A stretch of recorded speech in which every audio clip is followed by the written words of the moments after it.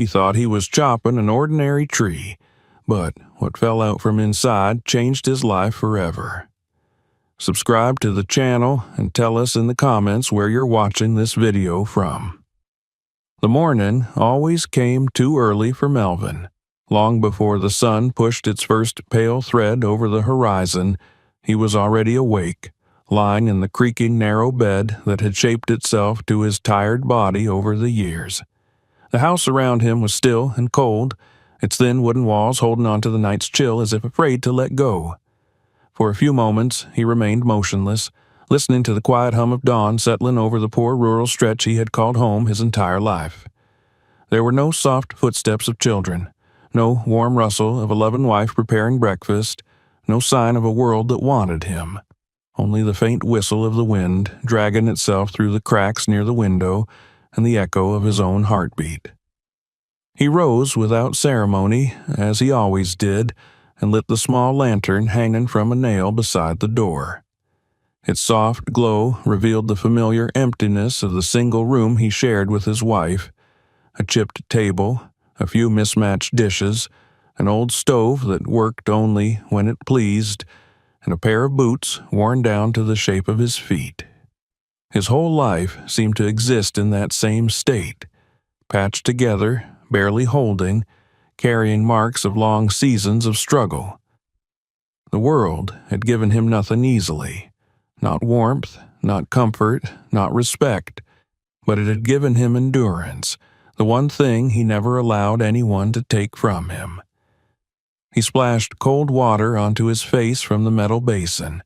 The shock wakened the last bits of sleep from his eyes. He did not linger in the silence. There was no point in delaying what needed to be done, what had always needed to be done. Melvin was a man who worked because life had left him no other path.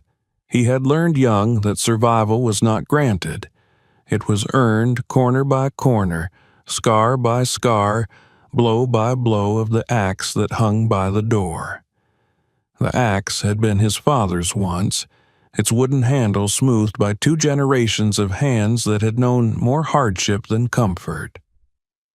When Melvin wrapped his fingers around it, it felt like gripping the only truthful thing he had ever known. He stepped outside. The air carried the sharp bite of early morning, tasting of soil and distant pine. Dew shimmered on the grass, though half of the blades were broken or dead. His small plot of land had never been fertile, but he maintained it as best he could, clearing weeds, repairing fences, patching the sagging roof of the storage shed that looked as though one strong wind could knock it over.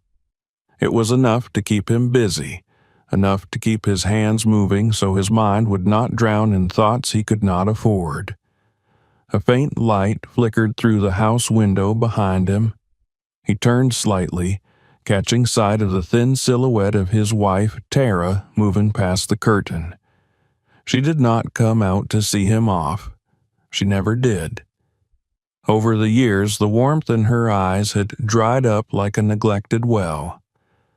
There had been a time when she smiled, when she believed he would build something better, when she saw in him not just a man with an axe, but a man with a future. But dreams had proven to be more fragile than the brittle boards of their home.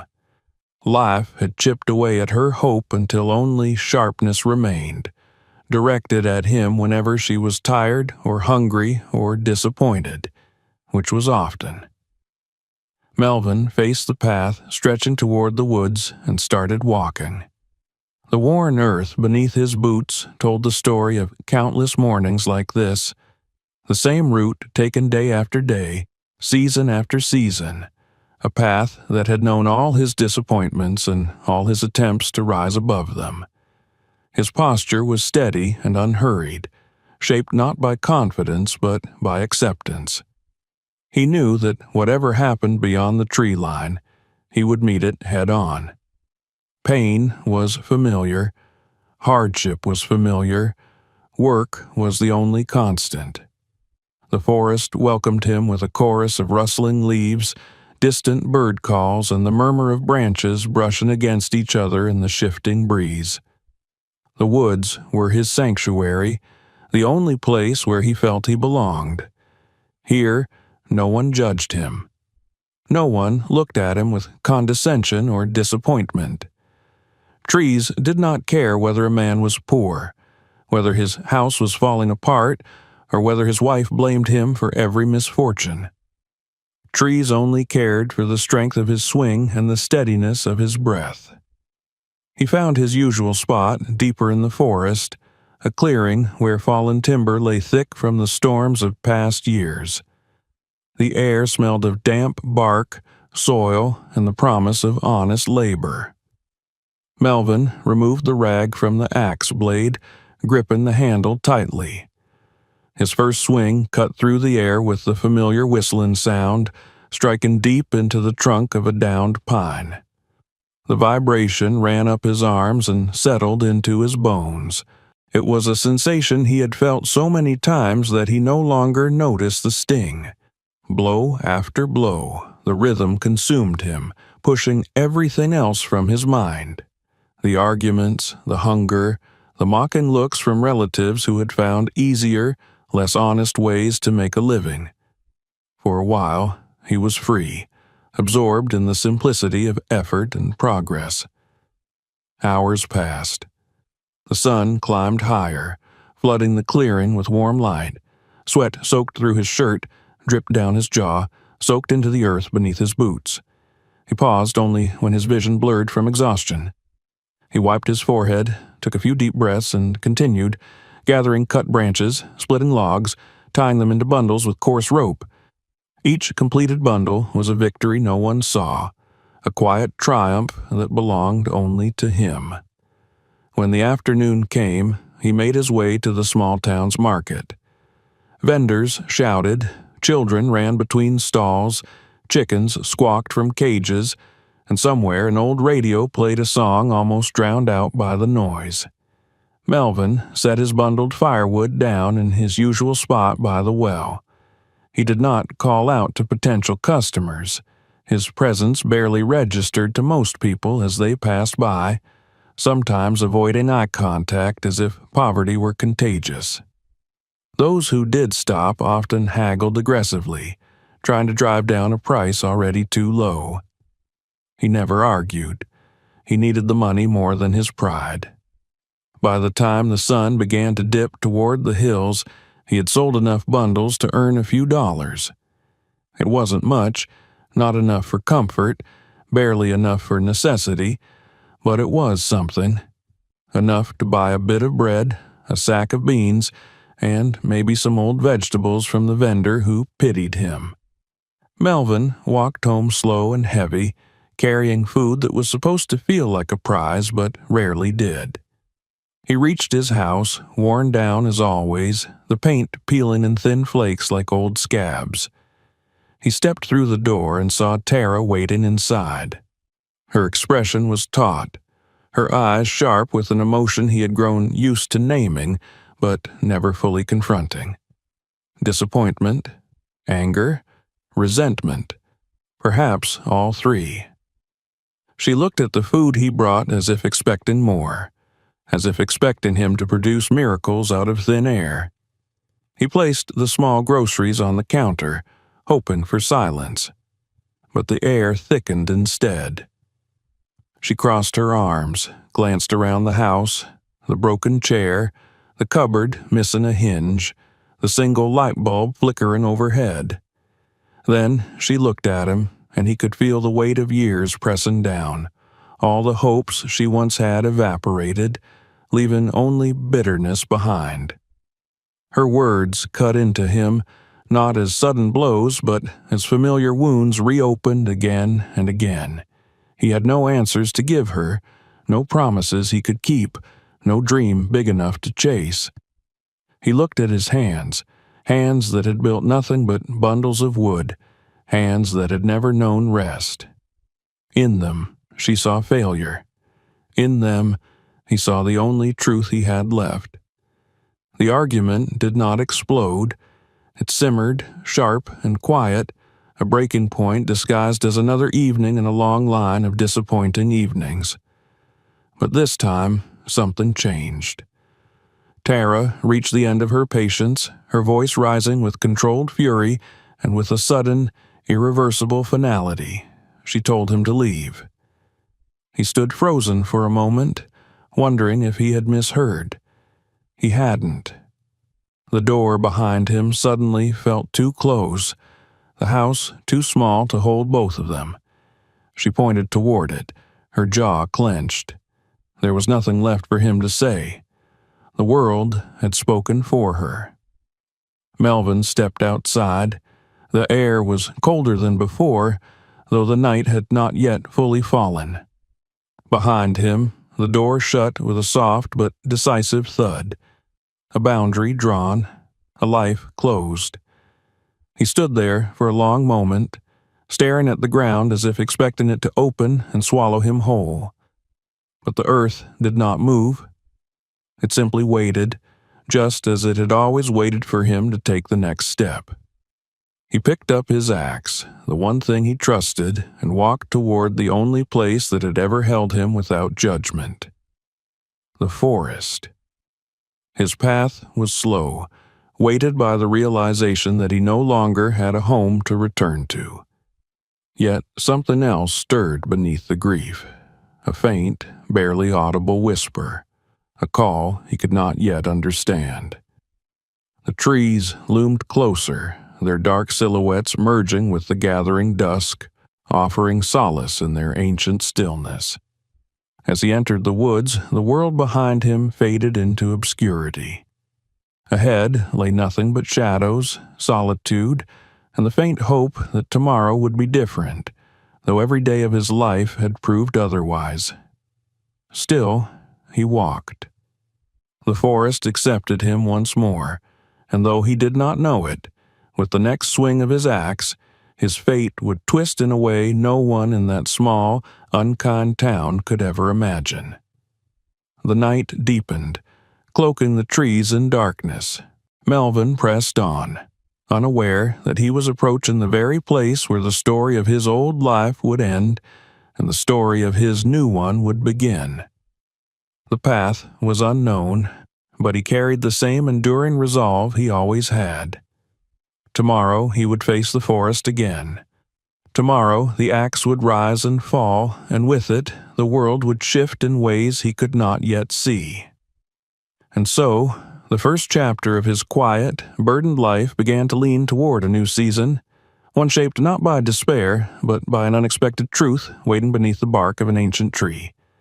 The forest had always been a place where Melvin could hide from the noise of the world, but that night it felt different.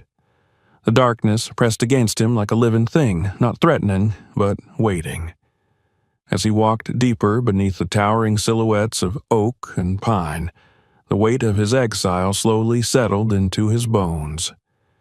He had expected the breaking point to come someday, yet when it arrived it felt unreal, as though he were acting out someone else's fate. The emptiness at his back, the house that no longer welcomed him, the wife who had closed her heart long before she closed the door, seemed to detach from him with each step. Ahead lay a path he had walked 1,000 times, but tonight it felt strangely foreign, carved by hands other than his own. He reached a cluster of trees where he often paused during the day, a natural clearing bordered by tangled roots and moss-darkened stones. The moon had begun to rise, casting a dim glow along the forest floor, streaking the grass with silver. It wasn't much light, but enough to keep him from tripping over the branches that snaked across the earth like sleeping serpents. He lowered himself onto a fallen log, setting the axe against his knee, and for a long time he simply sat there, letting the silence hold him. The forest was never truly quiet. There were crickets, the rustle of nocturnal creatures, the distant hoot of an owl. But compared to the household he had left, this stillness was pure, almost sacred. His breath escaped him in a long, steady sigh. He wasn't a man prone to tears, but the heaviness behind his eyes reminded him of the years he had spent pretending that endurance alone could fix everything. Now there was no one to pretend for. The weight lifted, leaving behind only exhaustion and a strange clarity. He looked down at his hands, at the rough skin, the scars, the thickened knuckles. They were the hands of a man who had never stopped trying, even when the world decided he had nothing left to offer. The air grew colder as the night deepened. Melvin knew he needed shelter, some place to rest before the dawn's work began again. He rose from the fallen log, feeling the ache in his back and legs, and began walking deeper into the woods, following no particular direction. His steps were slow but steady, guided more by instinct than purpose. After what felt like an hour or more, his eyes caught the faint outline of a crumbling hunting shack half hidden behind undergrowth. He remembered it vaguely from his childhood, long abandoned, a ruin of tilting walls and a roof sagging like an old man's shoulders.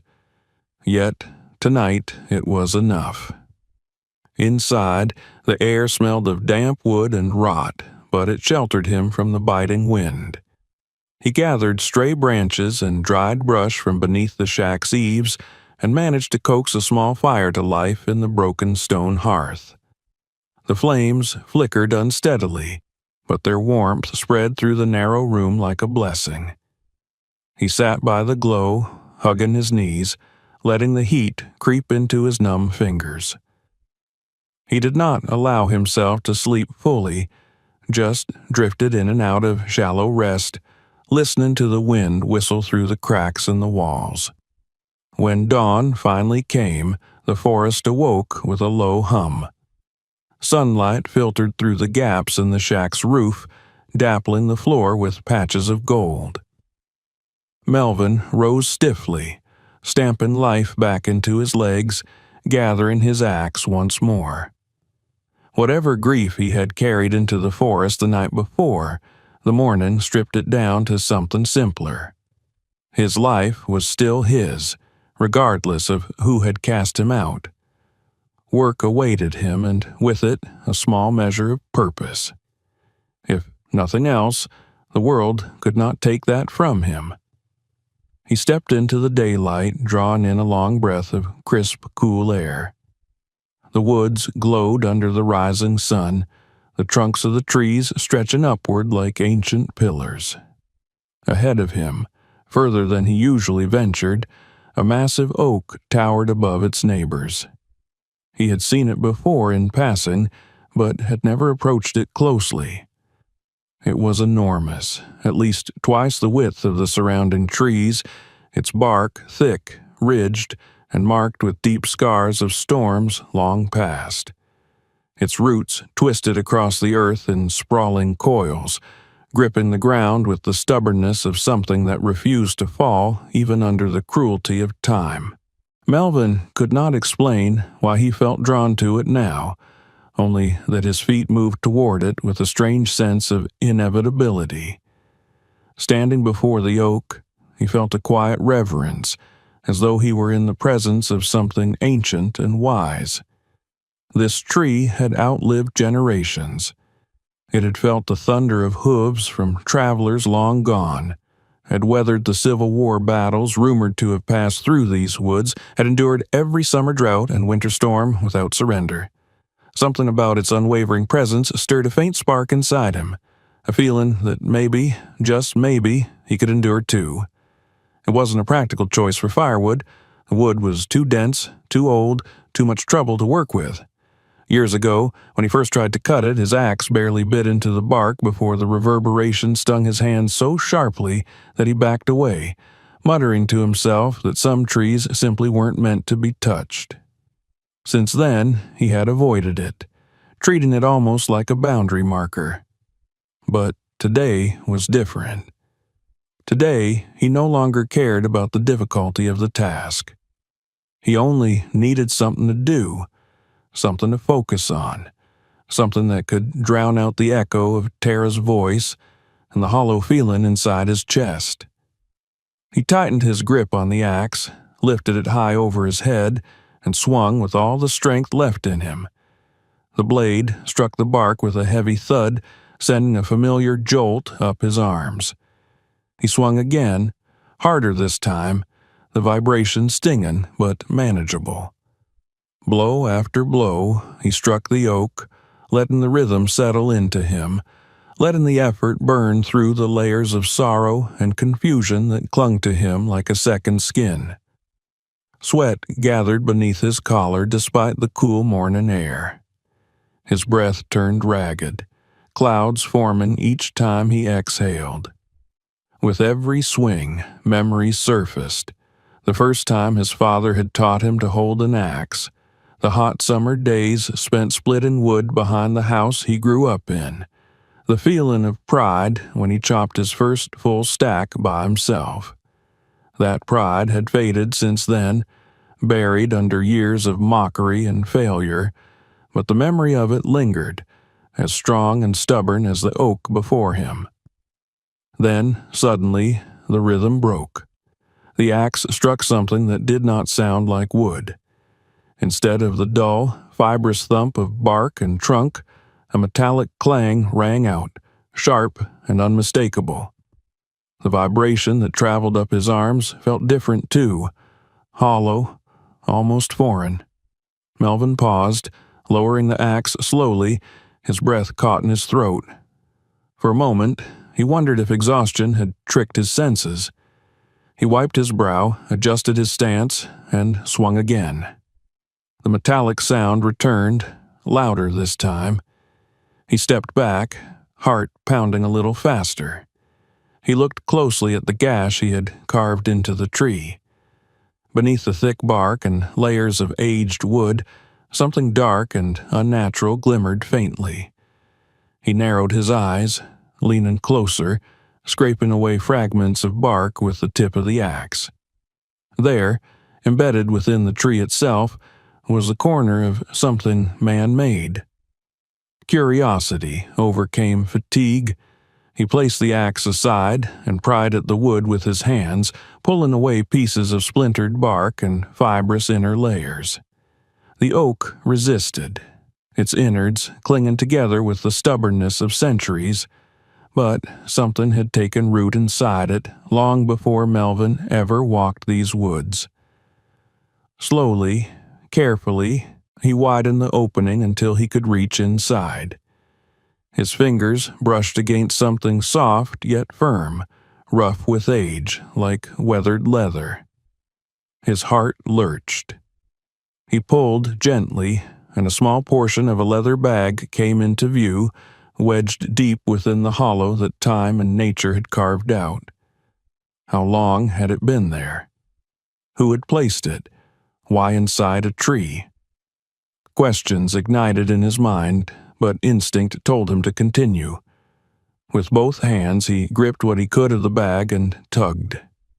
It resisted at first, trapped by decades, maybe centuries of pressure from the growing trunk, but inch by inch it loosened, until with a final heave, it came free, sending him stumbling back onto the ground. He stared at the object in his hands, chest heaving.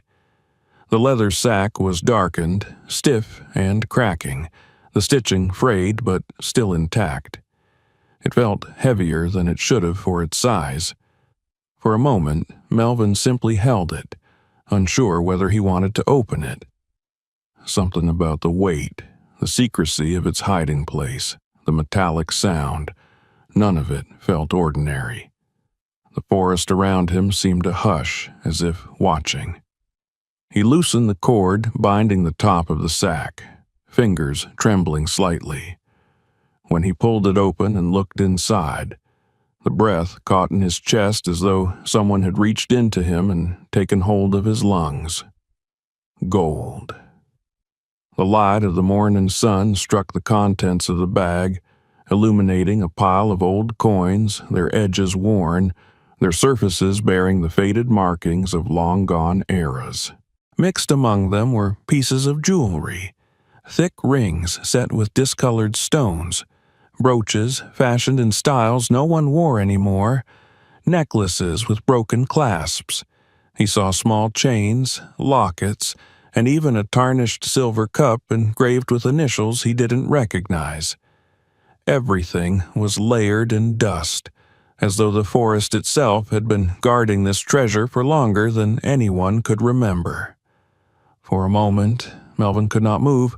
His mind raced, trying to make sense of what he was seeing, but the sight was too surreal, too impossible. He dug his fingers into the bag, letting the coins spill through them with a soft, clinking whisper. They were real. The metal was cold, solid, heavy. He held one up to the light, tracing its worn emblem with his thumb. It looked old, older than any coin he had ever seen. Civil War era, perhaps, or even earlier. How had they come to be hidden inside an oak tree?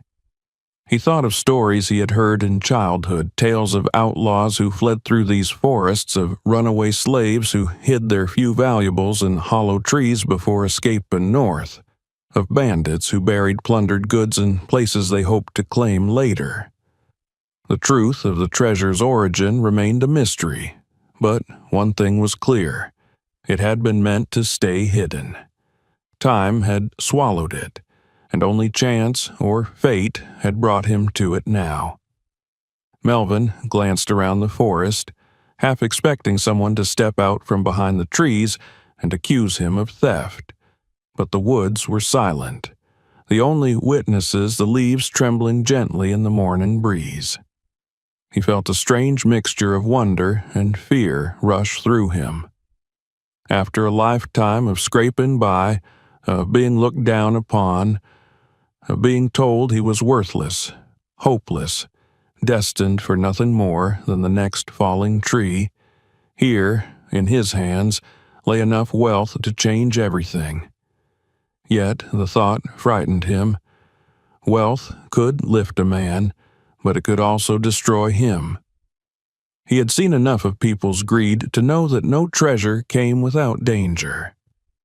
Slowly, deliberately, he closed the sack, tied it shut, and held it tightly against his chest.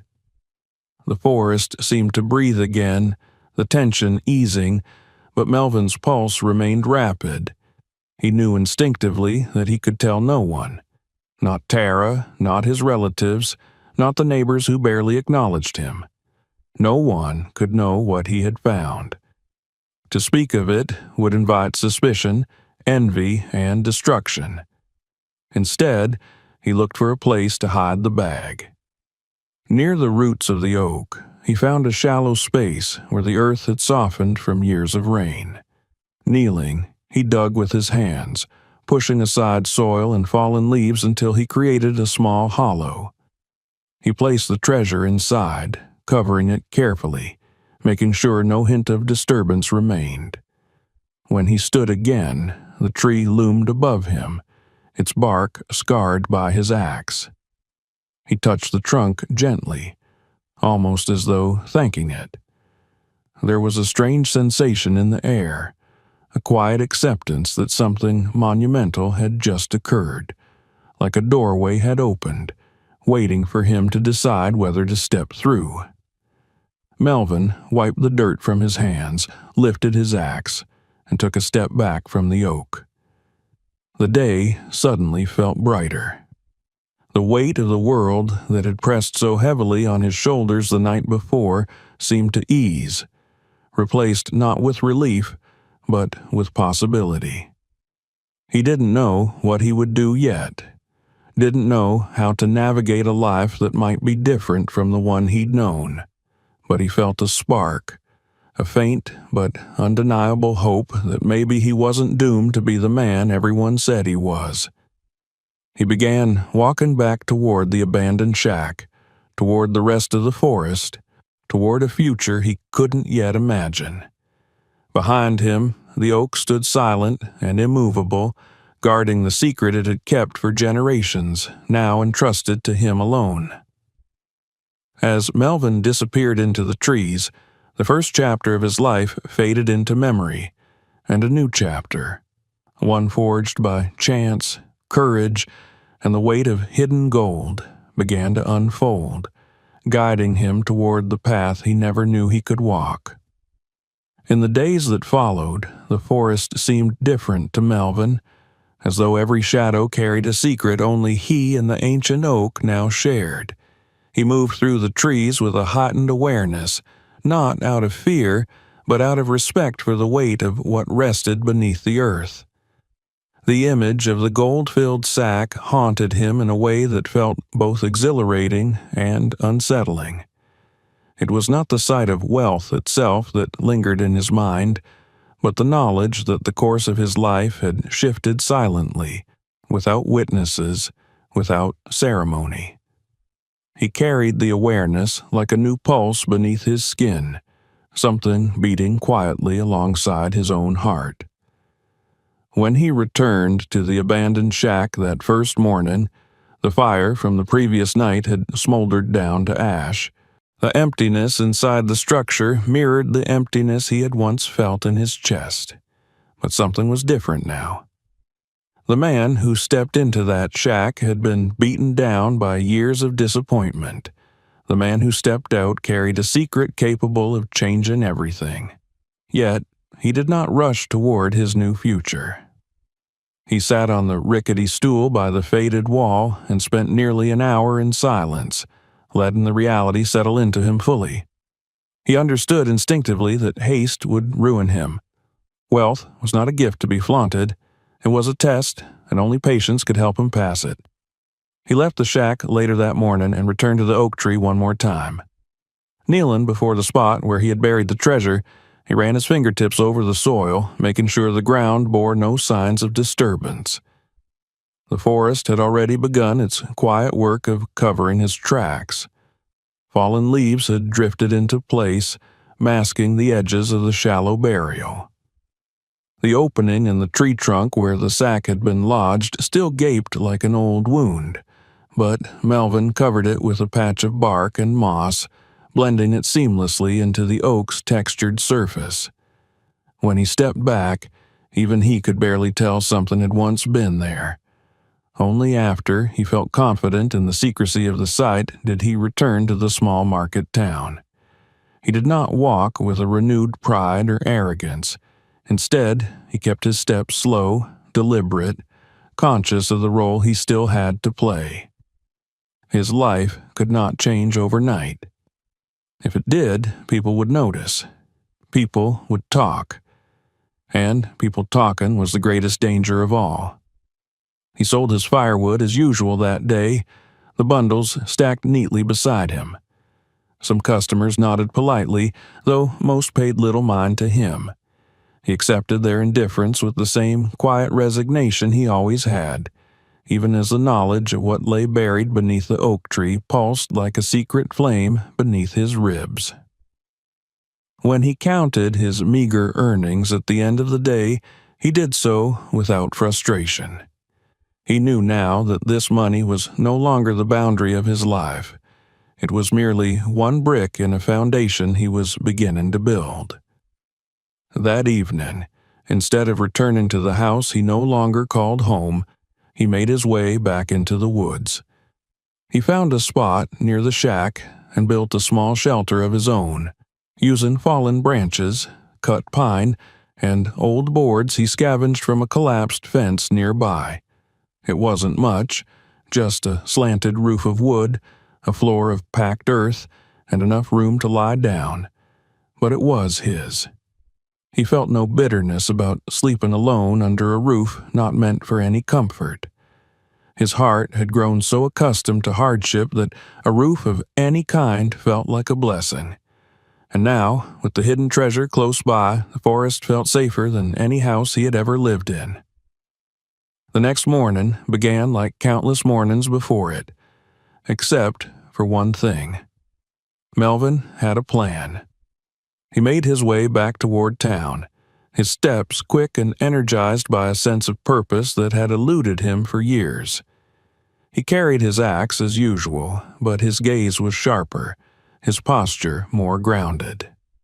Before entering the marketplace, he detoured toward a small shop owned by a man named Peterson, a quiet jeweler known for paying fairly for old scraps of metal and broken bits of jewelry.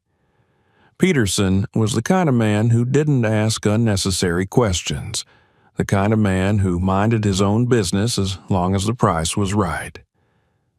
Melvin stood outside the shop for several minutes, gathering his courage.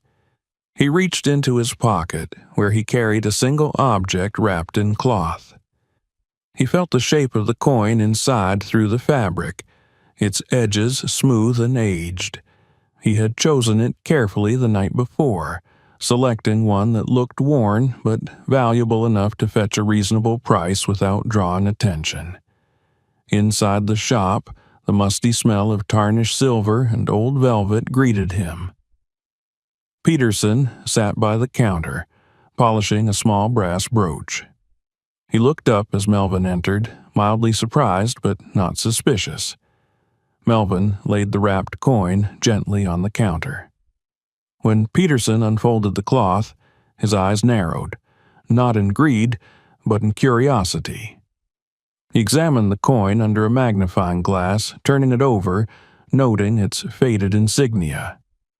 "Found it while cleaning out an old field," Melvin said simply, keeping his voice steady. He offered no extra details. He knew better than to give more information than necessary. Peterson nodded, satisfied enough with the explanation.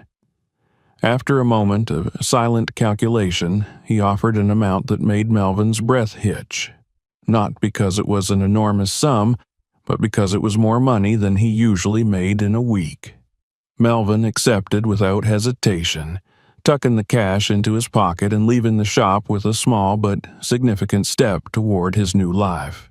With the money, he bought only what he needed: some nails, a few boards, a sturdy saw, and a handful of good-quality sandpaper.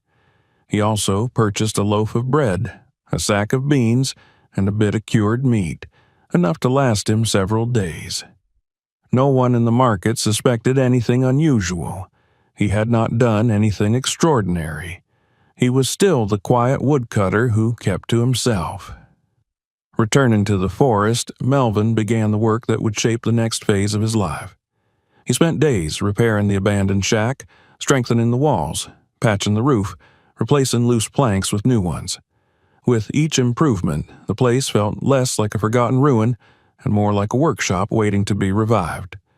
He reinforced the hearth so it could hold a proper fire, cleaned the floor of debris, and built a makeshift workbench from a fallen tree trunk. His movements were guided not by desperation now, but by steady determination, as though his hands instinctively knew what they were meant to create. By the end of the week, the shack had transformed into a small, functional workshop. Melvin tested the saw he had bought, its blade slicing cleanly through the wood. He carved simple shapes at first: small wooden spoons, short planks, sturdy handles for tools. Then, as his confidence grew, he crafted a stool with a sanded, smooth seat and carefully measured legs.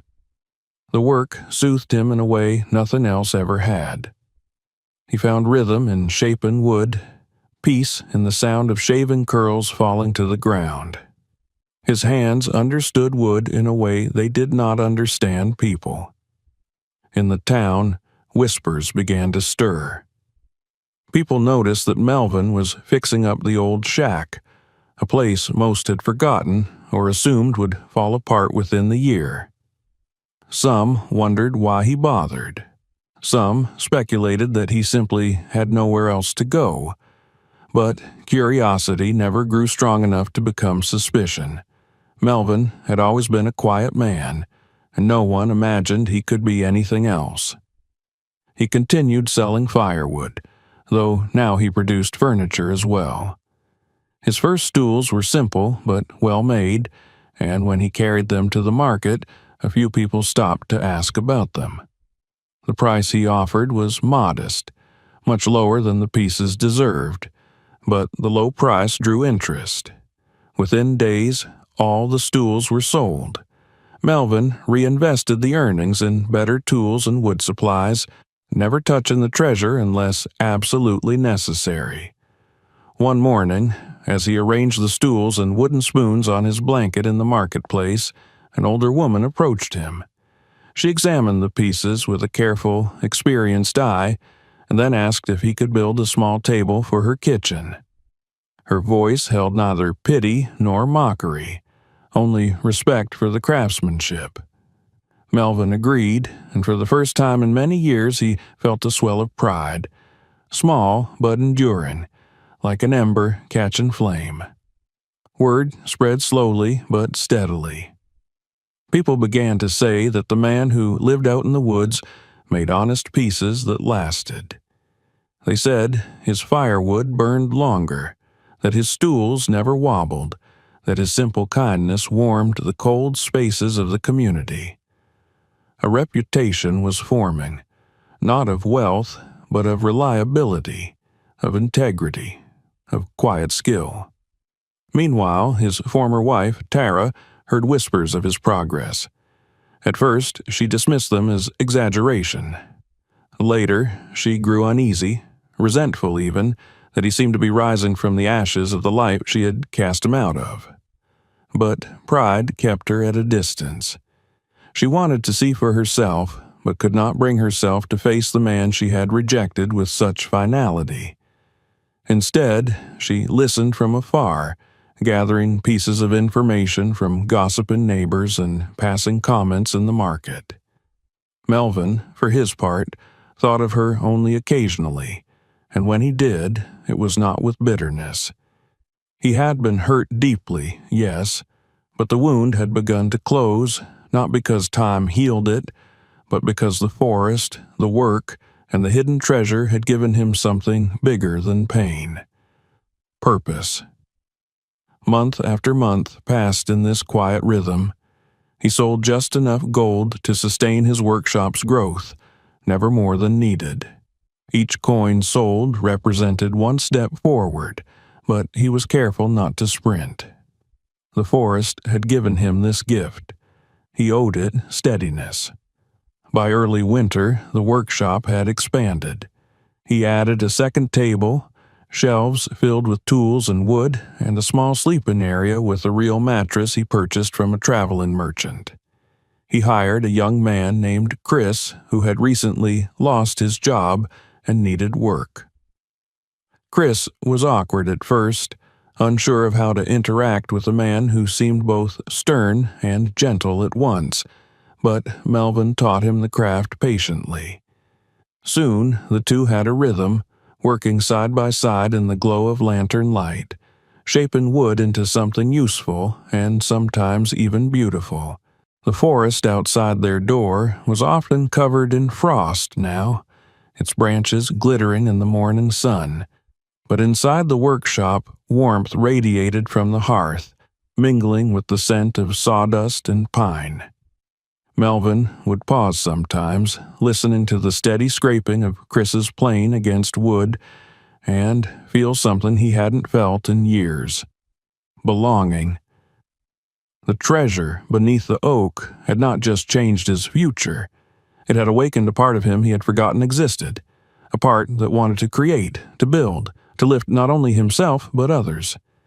He still kept the secret guarded with fierce caution, but as the workshop grew, as Chris found gratitude in the work, as the townspeople began to nod to him instead of looking through him, Melvin realized something profound.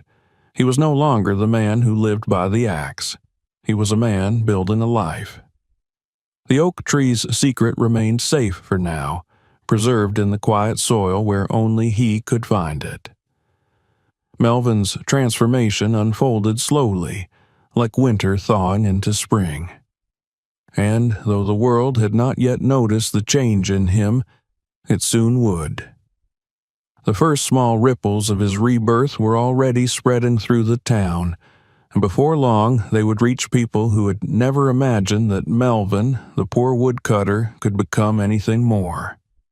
What Melvin did not know yet was that success, no matter how quiet, attracts attention he had never sought and was not prepared for.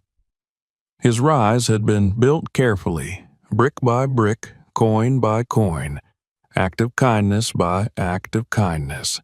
But as winter deepened and whispers traveled, there were eyes beginning to turn toward him, eyes filled not with admiration, but with suspicion. And so, as the last weeks of winter crept in, carrying the promise of challenges he had not yet foreseen, Melvin continued working in the workshop he had built from ruin, unaware that the hidden treasure was not the only secret the forest would soon force him to confront.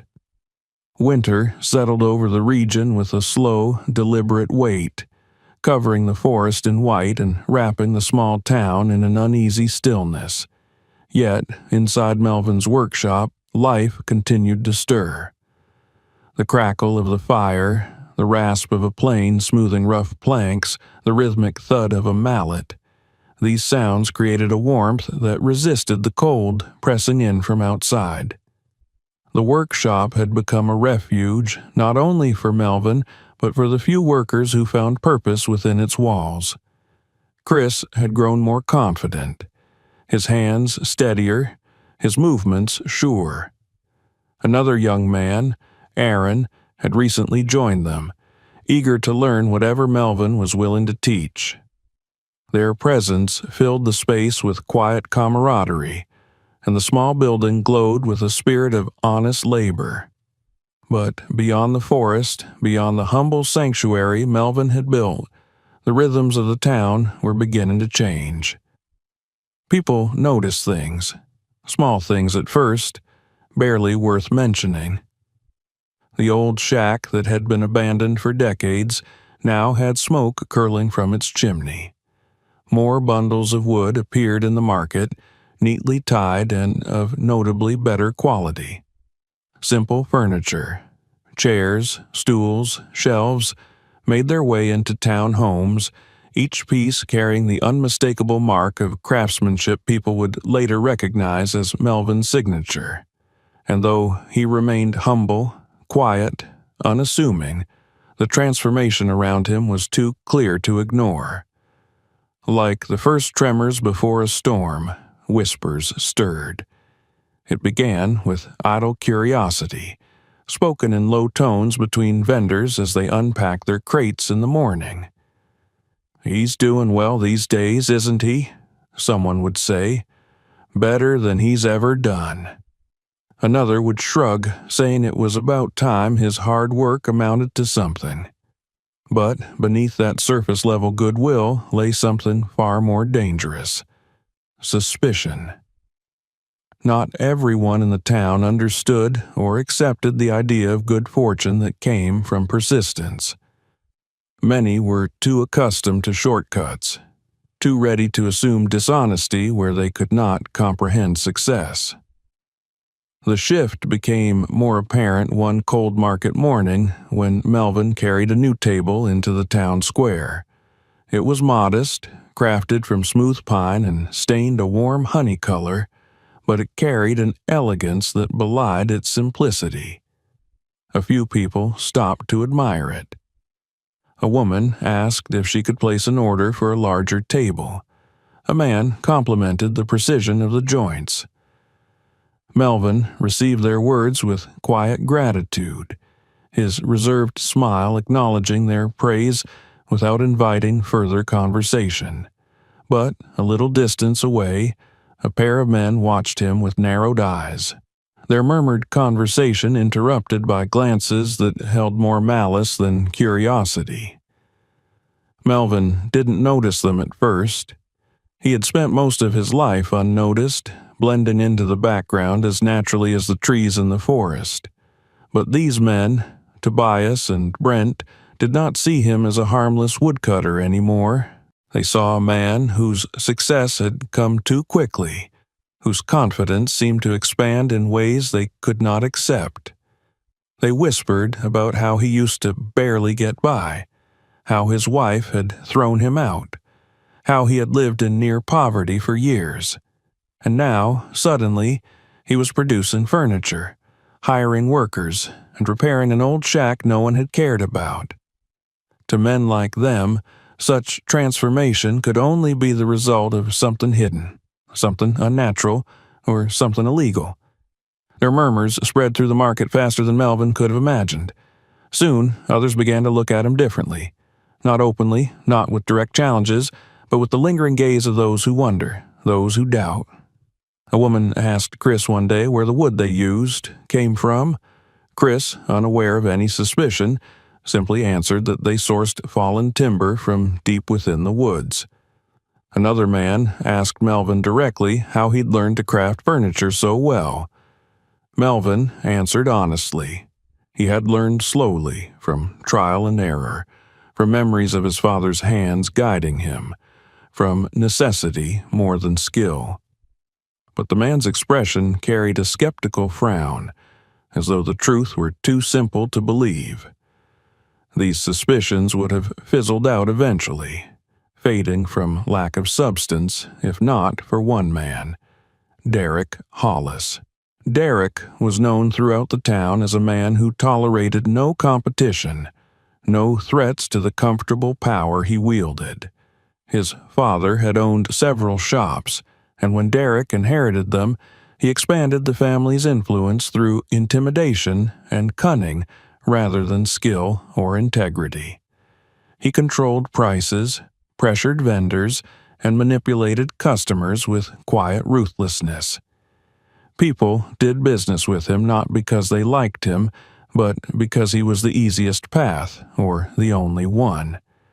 For years, he had regarded Melvin as irrelevant, a man too insignificant to warrant even a passing thought. But as winter progressed and Melvin's presence grew, subtle, steady, undeniable, Derek's indifference hardened into disdain. Melvin's growing reputation irritated him like a stone inside a boot. A man like Melvin had no right to rise, not in Derek's territory, not without permission he had never received. And it wasn't just Melvin's progress that angered him, it was the praise. People talking about how honest he was, how hard-working, how fair in price, how unfailingly respectful. These were qualities Derek lacked and detested in others. One evening, Derek visited the market just as the vendors were packing up their stalls. He passed by Melvin's booth, eyeing the furniture with an air of mocking scrutiny. Melvin nodded, offering a courteous greeting, but Derek responded with nothing more than a cold smirk. He stood there for several minutes, arms crossed, his gaze drifting back and forth between Melvin's workmanship and the subdued but growing admiration on the customers' faces. By the time he walked away, a decision had settled inside him like a stone sinking through water. The next morning, rumors spread with renewed intensity. Some said Melvin had come into an inheritance he was trying to hide. Others claimed he had found something valuable in the forest. Old coins, treasure, maybe illicit goods left behind by someone who had died or disappeared. No one knew where the story had originated, but many assumed it came from someone who knew more than they were saying. Derek's men, loyal only out of fear and profit, whispered these ideas into the ears of anyone who would listen. And people listened. Melvin felt the shift before he fully understood it. At first, it was simply the wary glance from a neighbor who normally greeted him with a nod. Then it was the way some customers lingered too long near his booth, not to admire the furniture, but to study him. The questions became more pointed. Someone asked how he could afford new tools. Another wondered aloud how he managed to rebuild the shack so quickly.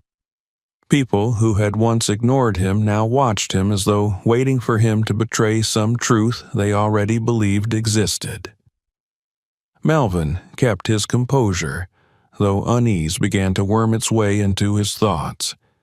He did not blame people for their curiosity. Poverty was a rigid language in small towns, and anyone who dared to change the script inevitably stirred suspicion. Yet, he knew that suspicion was a spark, and if Derek continued fanning the flames, It could turn into a fire he might not be able to control. One evening, as Melvin and Chris worked late in the shop, shaping the legs of a new table, Chris paused and looked up with furrowed brows. "People are saying things," he began gently, his tone hesitant.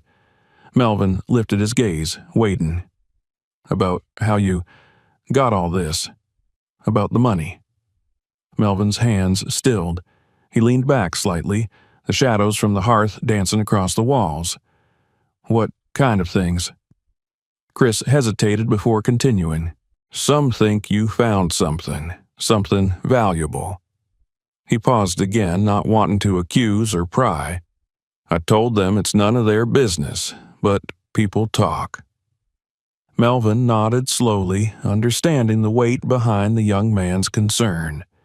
He had hoped his careful pace, selling only one coin at a time, keeping his spending modest, would keep any unwanted attention at bay.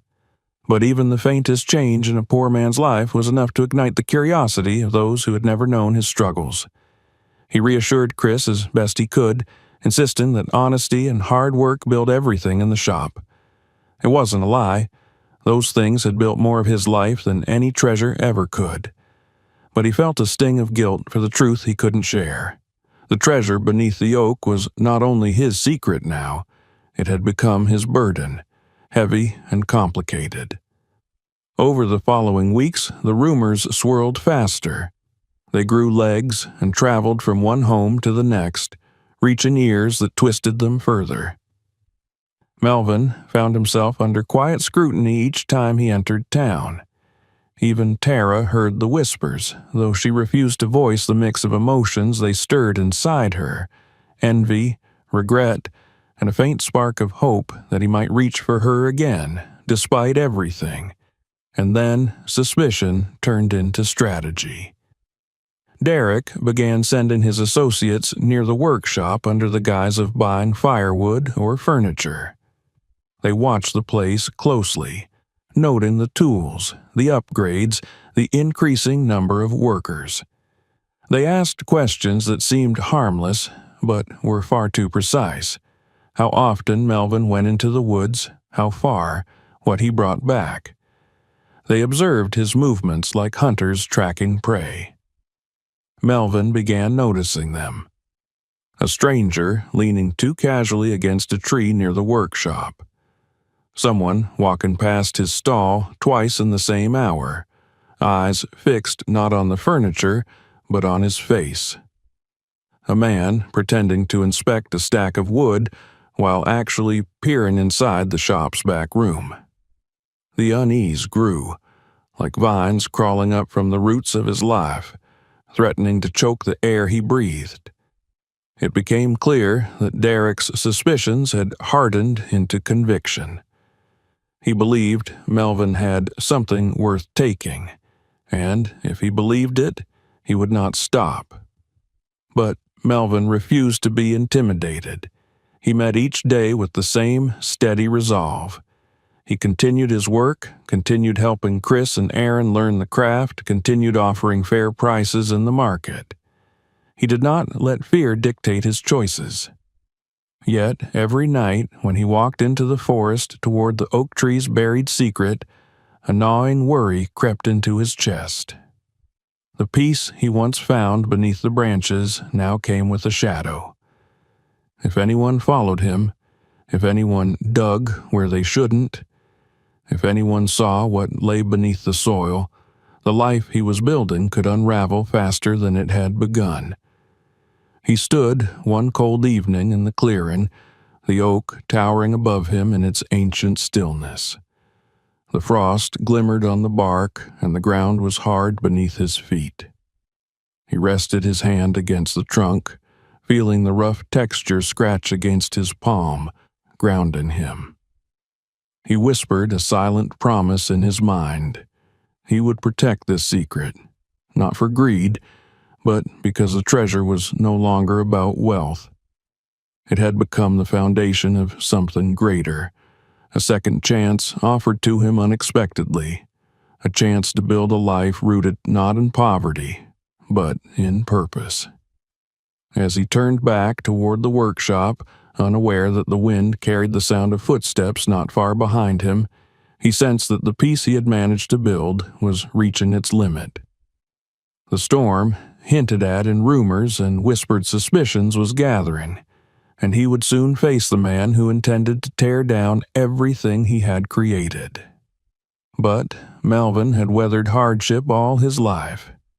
He did not yet know how deep the conflict would cut, but he did know this. He would not surrender the life he had fought to build, not to envy, not to greed, and certainly not to Derek Hollis. Winter loosened its hold on the land with slow reluctance. The snow melted in uneven patches, revealing dark, damp earth beneath it, and the forest released the scent of thawed pine and returning life. Yet, even as the cold diminished, a different chill settled over Melvin's days, one that had nothing to do with the season's end, and everything to do with the men who watched him from shadows they pretended not to occupy. The rumors had reached a fevered hum. Derek's eyes were everywhere, and the quiet rebirth Melvin had crafted with steady hands was now threaded with an undercurrent of danger. The first sign of escalation arrived not in the form of confrontation, but in what was missing. Chris showed up one morning with a hesitant expression and confessed that the night before, someone had approached his younger brother in town, asking pointed questions about the workshop, how many tools they had, what hours they worked, who came and went.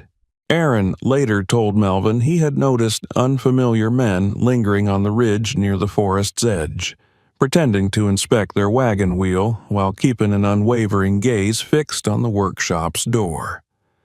Neither Chris nor Aaron understood the significance, but Melvin did. He felt it with the certainty of a man who knew what greed could drive another man to do. He tried not to let fear guide him. Fear had never served him in the past. It had only weakened him during times when he needed strength most. And yet he could not deny the creeping sense that the world he'd built, honest, fragile, and precious, might soon be tested in ways he had not prepared for. Each night he stood outside the workshop, staring into the forest, listening for footsteps that did not belong, wondering how many days remained before Derek made his move. One evening, as the lantern light flickered soft gold against the workshop's wooden walls, Melvin finished sanding a chair leg and stepped back to examine his handiwork. Chris had already gone home, and Aaron had left an hour earlier to help his mother with supper. The silence was the kind Melvin usually welcomed, the silence of completion, of earned rest, but tonight it pressed too deeply into his thoughts. He set down the piece of sandpaper and stretched his stiff back, his bones protesting the long hours he had spent bent over his work. Then he extinguished the lanterns, one by one, and stepped out into the crisp night. The moon hung high, casting pale silver over the clearing. Melvin locked the workshop door and slipped the key into his pocket. He took a slow breath, letting the cool air clear the dust from his lungs. Then, instead of turning toward his shelter, he walked along the narrow path that led deeper into the woods. It was a path he had walked in daylight many times, but rarely at night.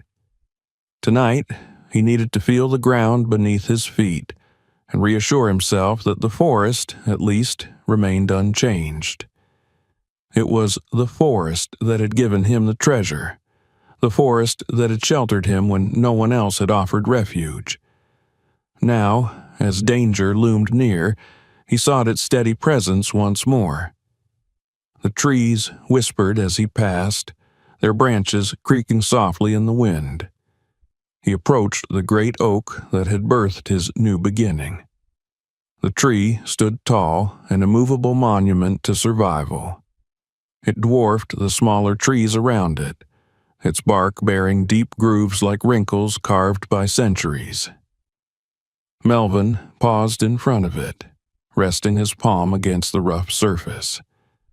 The oak seemed colder tonight, its shadows deeper. For the first time since discovering the treasure, Melvin felt a flicker of unease, an instinct that told him the secret buried beneath the soil might soon be threatened. He knelt, brushing aside the thin layer of frost that had reformed over the burial spot. Nothing had been disturbed. The earth lay quiet, still hiding the truth that Derek was so desperately searching for. Yet Melvin knew it was only a matter of time before suspicion turned into action. Derek was not a man who accepted uncertainty. He was a man who took what he wanted, even if he had to tear it from someone else's hands. For several minutes, Melvin stayed there beneath the ancient oak, letting the stillness settle his thoughts. When he finally stood and turned back toward the workshop, the night seemed darker than before. His steps slowed slightly as he sensed movement far behind him. Quiet, cautious, almost imperceptible. But the forest muffled sound so easily that he couldn't be sure if he was imagining things. He moved faster, unwilling to test whether the shadows held more than just trees. Early the next morning, Melvin arrived at the workshop before the sun had risen. The frost on the ground glittered faintly in the gloom, but as he approached the door, something strange caught his eye. The latch was crooked, tilted in a way it hadn't been the night before. His stomach tightened. He moved closer. The wood around the lock bore faint scrape marks, as though someone had tried to pry it open. The attempt had failed due to the iron reinforcements he had installed weeks earlier, but the message was clear. Someone had been here. When Chris and Aaron arrived later, Melvin chose not to alarm them. He simply said they should double-check the locks at night and keep tools stored away each evening. Chris looked puzzled, while Aaron gave a brief nod, but neither pressed for details. Melvin appreciated their restraint. He needed time to think, to understand how far Derek was willing to go. Over the next several days, the tension escalated. The men Derek sent grew bolder, wandering closer to the workshop under flimsy excuses, inspecting the wood stacks and examining the furniture as if expecting to find something hidden inside. Derek himself passed by once, offering Melvin a smile that did not reach his eyes. It was the smile of a man who believed he had already won, who was merely waiting for the moment when his opponent would fall to his knees and reveal everything. Melvin returned the greeting with a polite nod, unwilling to allow fear to sour his expression. He had learned long ago that letting someone see the weight of their intimidation meant surrendering power. And though Melvin had spent most of his life being overlooked, underestimated, and brushed aside, something within him had shifted. He no longer felt like a broken man. He had something worth protecting now. His work, his dignity, the men who relied on him for guidance, and the fragile foundation of a better future he had built with his own hands. Still, strength alone could not stop the inevitable. Derek was not a man to be deterred by subtle failure. When his attempts at covert observation yielded nothing, he made his next move. A hasty, reckless, and desperate gamble to force the truth out of Melvin. It happened on a night when the wind howled through the forest like a wounded creature. The workshop, sturdy though it had become, rattled beneath the gusts, and the trees outside swayed violently. Chris and Aaron had left early, wary of the storm, leaving Melvin alone to finish sanding the tabletop he'd been working on all week. The lantern light flickered, shadows dancing across the walls like uneasy spirits. When he stepped out into the night, the cold slapped him hard, biting through his shirt. He braced himself and began walking toward his shelter. The wind carried the scent of rain, sharp and metallic, and he quickened his pace, eager to reach cover before the storm broke. He made it only halfway across the clearing. A sharp crack echoed, too heavy to be a branch snapping in the wind. Melvin froze. For a split second, the world held its breath. Then he heard footsteps, multiple pairs, emerging from behind the workshop. He turned slowly, eyes narrowing against the darkness. Shapes moved like shadows, 3 men approaching with deliberate steps. He recognized 2 of them from the market. The third, broader in build and carrying himself with a confidence that stank of superiority, could only be Derek. The storm wind roared behind them, but Derek's voice cut through it, sharp and smug. Melvin did not need to hear the words to know what Derek wanted. The treasure. The truth. The power he believed had been stolen from him. Derek took a step forward, his face twisted with greed thinly disguised as righteous accusation. His men flanked him, each gripping something, a crowbar, a heavy stick, perhaps a knife tucked beneath a coat. This was not a conversation. This was an ambush. Melvin squared his shoulders, his gaze steady. The instinct to run sparked within him, but he forced it down. Running would expose the very secret he needed to protect. And besides, the forest behind him held no guarantee of escape. He faced them with the silent strength he had relied on all his life. Derek spoke, demanding explanations, accusing Melvin of theft, of hiding stolen goods, of cheating the town. His words snarled like wolves circling prey. But behind every accusation lay the truth. Derek was desperate. Desperate men were dangerous, not because they had power, but because they had nothing left but their hunger. Melvin responded with calm refusal. He denied nothing, because there was nothing to deny. He explained nothing, because nothing he said would satisfy a man like Derek. His calm only infuriated Derek further. The storm within the man grew to match the storm in the sky. When Derek lunged forward, his men followed. What happened next blurred into motion. Melvin stepping back, one of Derek's men swinging the crowbar at his shoulder, Melvin dodging only enough to avoid a bone-breaking hit. The storm howled, branches whipped, soil churned beneath their feet. But Melvin refused to fight with the fury of a man defending gold. He fought with the resolve of someone defending his dignity, his future, his workers who depended on him. A shove sent one of Derek's men sprawling into the mud. Another swung wide, the crowbar skimming past Melvin's ribs. Derek made another attempt to tackle him, but Melvin braced himself, letting the man collide against his solid frame before pushing him back with a controlled strength. Though Melvin fought fiercely, he did so carefully. He did not strike to injure, he struck to escape. He needed to end this quickly to prevent anyone from fleeing into the forest, from getting close to the oak, from discovering what lay beneath the soil.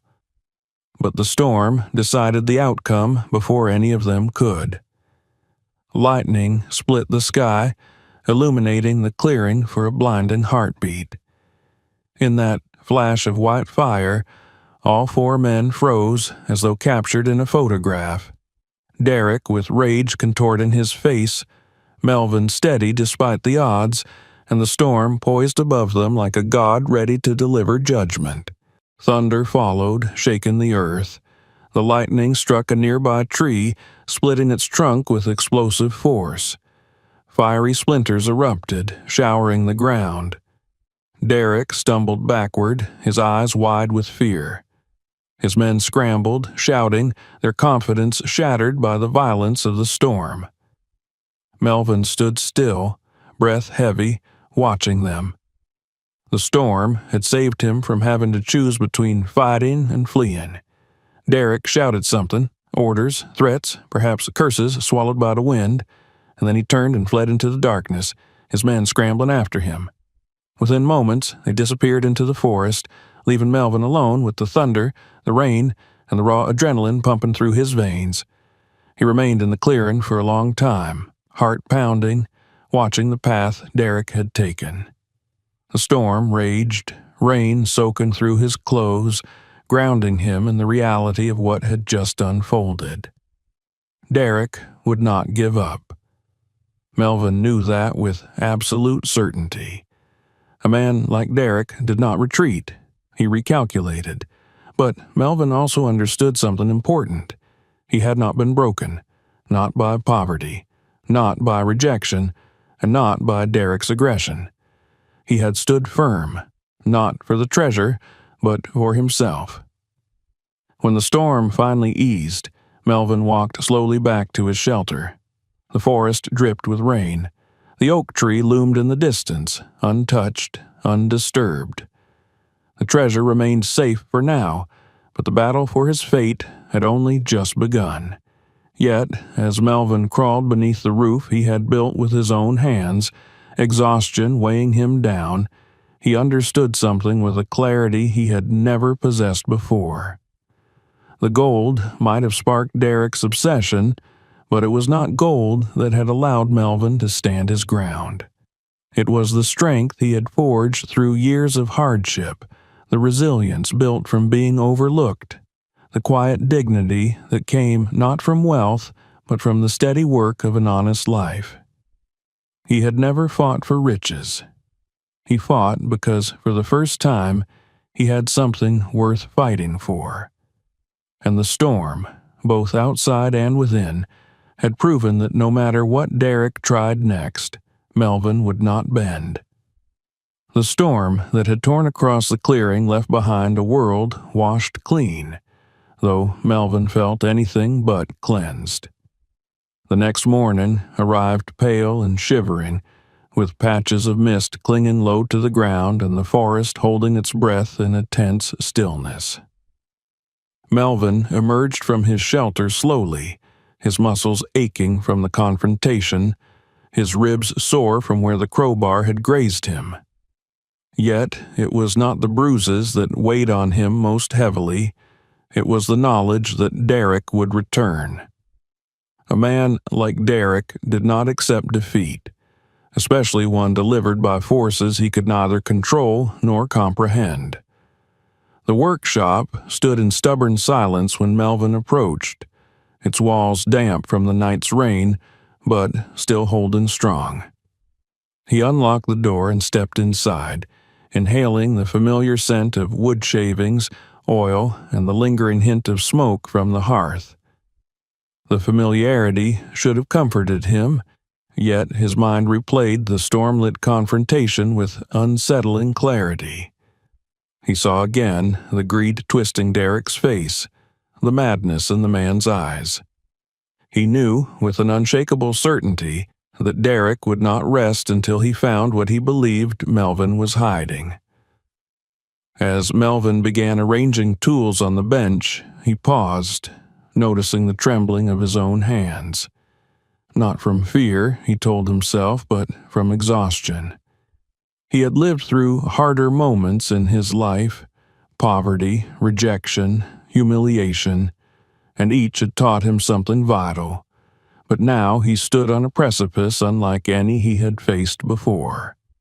For decades, his life had been small and contained, defined by the limitations placed upon him by circumstance and the harsh expectations of others.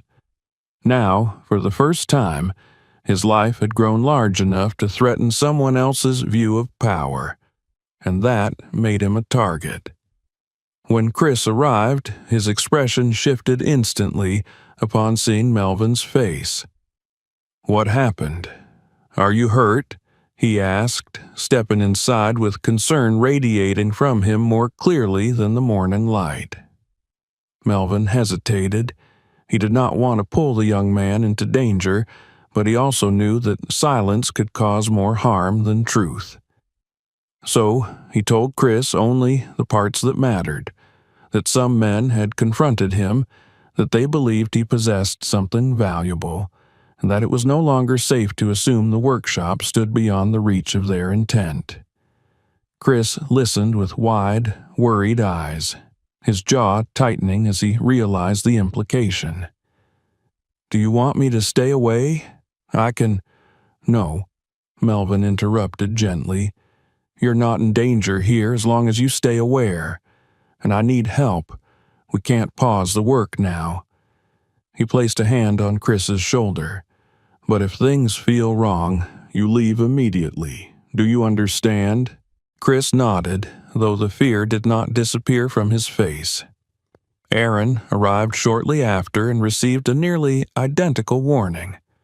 Both young men stayed close to Melvin that morning, as though proximity alone could shield him from the growing tension that hung heavy in the air.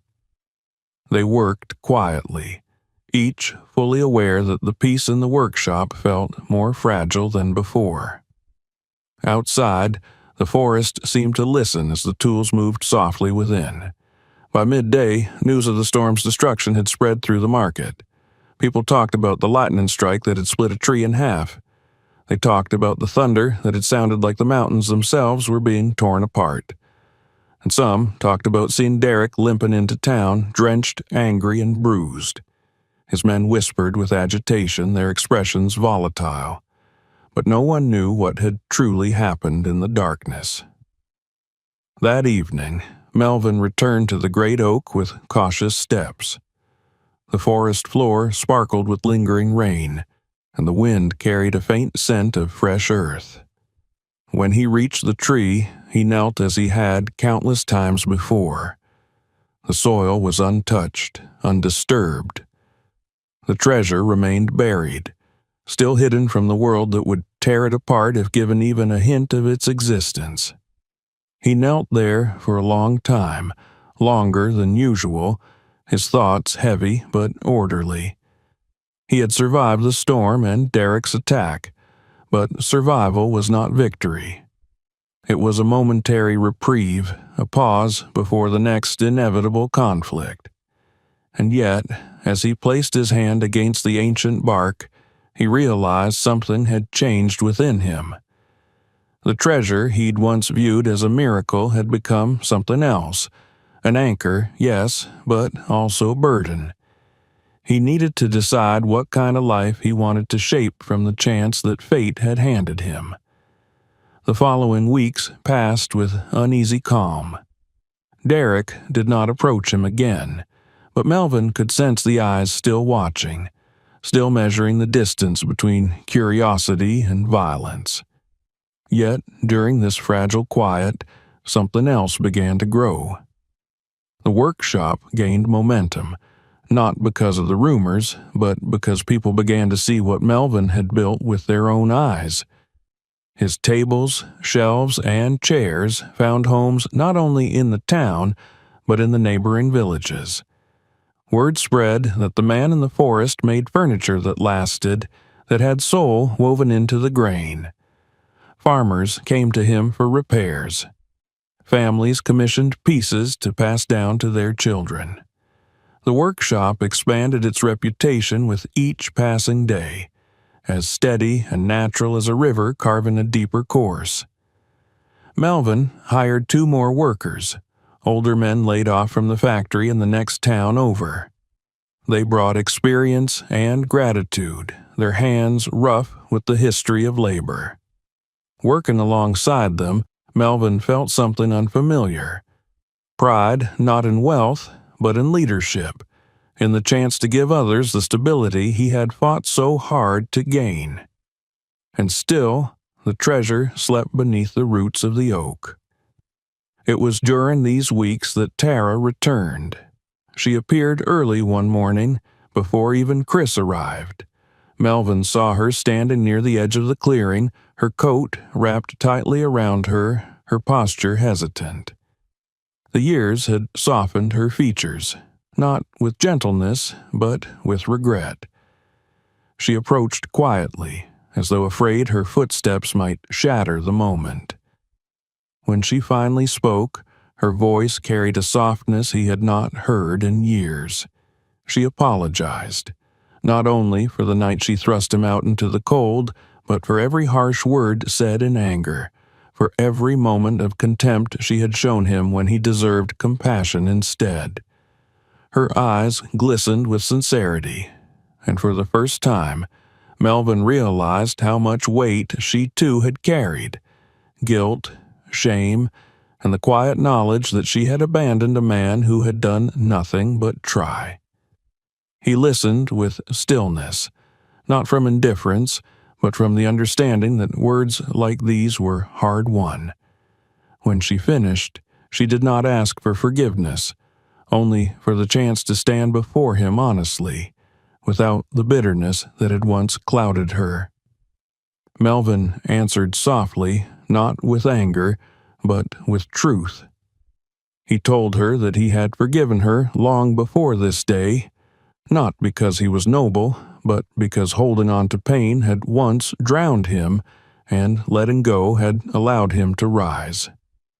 Yet he also confessed that their paths had diverged too far to reconnect. He wished her well, and she accepted his words with quiet grief, offering a final nod before turning back toward the town. He watched her walk away without resentment, feeling not the ache of loss, but the calm of closure. Spring arrived gradually, each new bloom signaling the land's return to life. With the thaw came renewed demand for firewood and furniture, and Melvin's workshop thrived. His workers earned steady wages. Chris saved enough to help his family move into a better home. Aaron began designing small furniture pieces of his own. The older men regained a sense of usefulness they had long missed. One afternoon, as sunlight streamed through the workshop's windows, Derek appeared in the doorway. The sight of him brought the room to a standstill. Chris froze mid-swing with his mallet. Aaron paused his sanding. The older men exchanged uneasy glances. Melvin looked up from the workbench. Derek stood with his hands empty, his posture stiff and strangely subdued. His face, once contorted with arrogance, held something new. Fatigue, perhaps, or the remnants of a pride shattered in the storm. He entered the workshop cautiously, glancing at the tools but making no move toward them.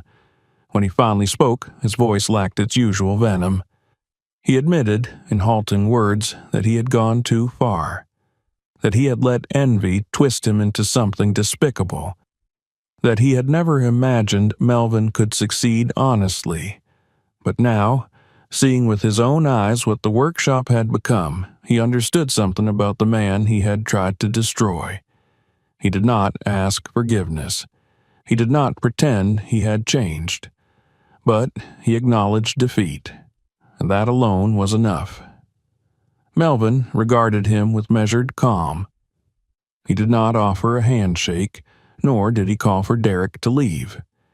Instead, he simply nodded once, a gesture that neither excused nor condemned, but closed the ledger of conflict between them. Derek departed, and with him went the shadow that had hung over the workshop for months.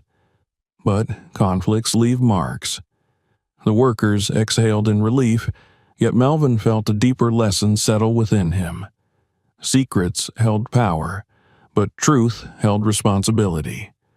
The treasure beneath the oak had nearly destroyed him before it could help him, and he knew at last that its future needed clarity.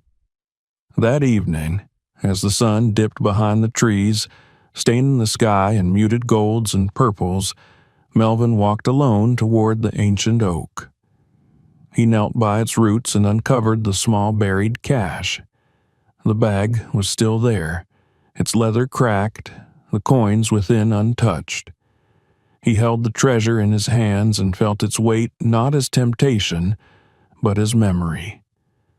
He carried the bag into the workshop and spent the night sorting each coin, each piece of jewelry.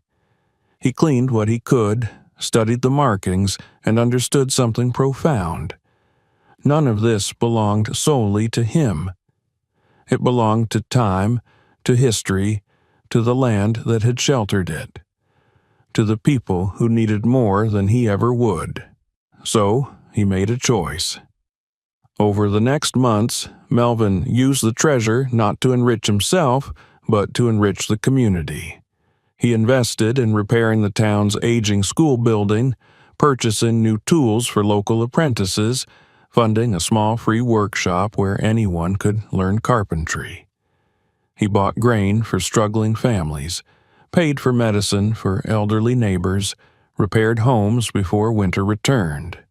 He did it quietly, never attaching his name to the acts. People noticed anyway.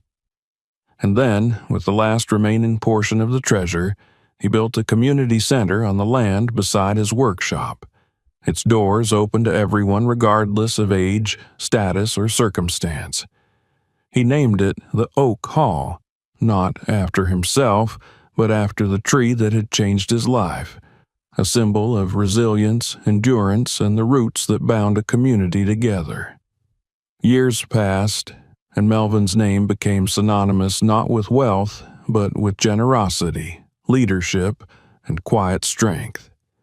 His workshop expanded into a training place where young people learned skills that would sustain them throughout their lives. The town's economy flourished, fueled by a network of craftspeople and laborers who found their footing because one man chose to rise and take them with him. People often speculated about how he had built so much from so little. Some said it was luck. Some said it was a hidden inheritance. A few old rumors resurfaced from time to time, but most people had long since decided the truth didn't matter. What Melvin gave the world mattered far more than how he acquired the means to do it. But Melvin knew. And every now and then, when the leaves rustled a particular way or the wind carried the faint scent of ancient earth, he would walk to the oak and rest his hand against its bark, feeling not the weight of hidden treasure, but the legacy of what he had built from it. In the end, Melvin's life was not transformed by the gold he found, but by the man he became in the years that followed. Wealth had given him opportunity, but character had given him purpose. And the people who once overlooked him now looked to him with a respect he never sought but deeply cherished. The treasure had been a beginning, but the true riches lay in the hands he taught, the families he helped, and the community he uplifted. And long after Melvin was gone, long after the shop's tools passed into younger hands, long after the town grew beyond the boundaries he once knew, the oak still stood, deep-rooted, strong, and eternal, a silent witness to the life of a man who proved that true fortune is never measured in gold, but in goodness. Before you go, make sure you hit subscribe. You don't want to miss what's coming next. Watch the next stories on the channel and share this video with someone who needs to hear it today. Your support keeps these stories alive.